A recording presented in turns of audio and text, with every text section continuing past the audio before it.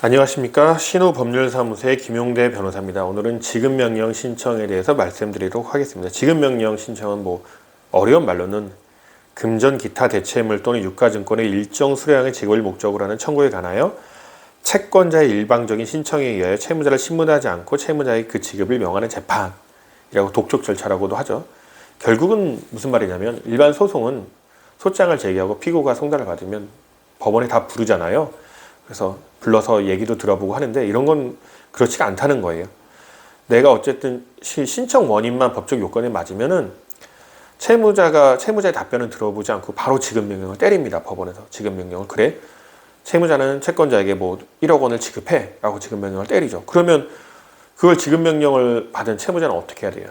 그걸 인정하면 그냥 가만히 있으면 되는 것 같고, 그거에 대해서 돈을 못 주겠다 그러면 받은 날로부터 2주 이내에 법원에 이의 신청을 하게 되면 됩니다. 그러면 이의 신청을 하게 되면은 법원에 보정명령이 나와죠. 채권자들한테 채권자에게 인지송달료를 보정하라고 나오는 경우고, 채권자가 보정하면 이제 소송 절차로 이관되는 겁니다.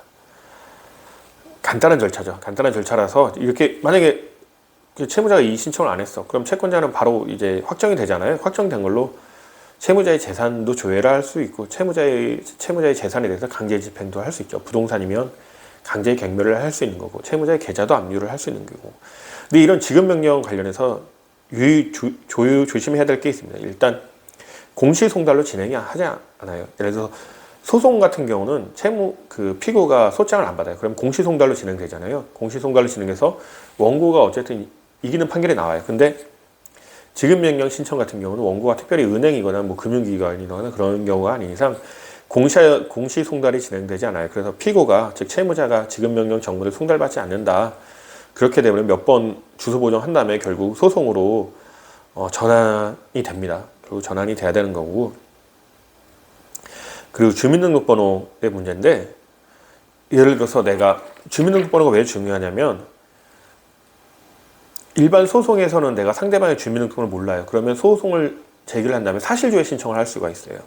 사실조회 신청을 해서 핸드폰 번호를 안다. 그럼 통신사에 사실조회 신청을 하면 되고요.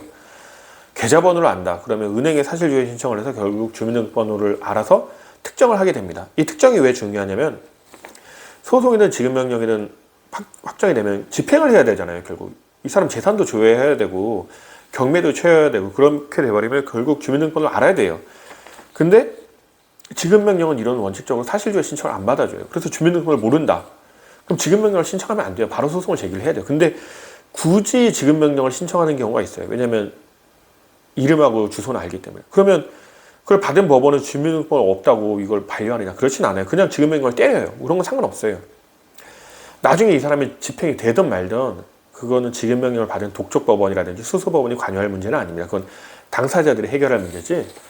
그리고 결국은 주민등록번호 안 쓰고 이름하고 주소만 써서 송달돼서 지급명령이 확정됐어. 그럼 이걸 재산조회가 되겠어요?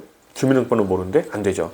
결국 집행도 안 되고 헛수고한 거죠. 그러면 그럼 결국 이걸 다시 소송을 해서 사실조회에서 해야 돼요. 이걸 굉장히 모르고 그냥 이름하고 주소만 쓰면 어떻게 되겠지 하고 진행하시는 경우가 있는데, 그렇게 하시면 안 됩니다. 주민등록번호 모르면 소송을 제기하고 사실조회 신청 받아서 당사자를 특정하는 게 원칙입니다. 원칙이고, 이거에 대해서 수많은 분들이 문의를 하시는데 원칙을 벗어나시면 안 되죠.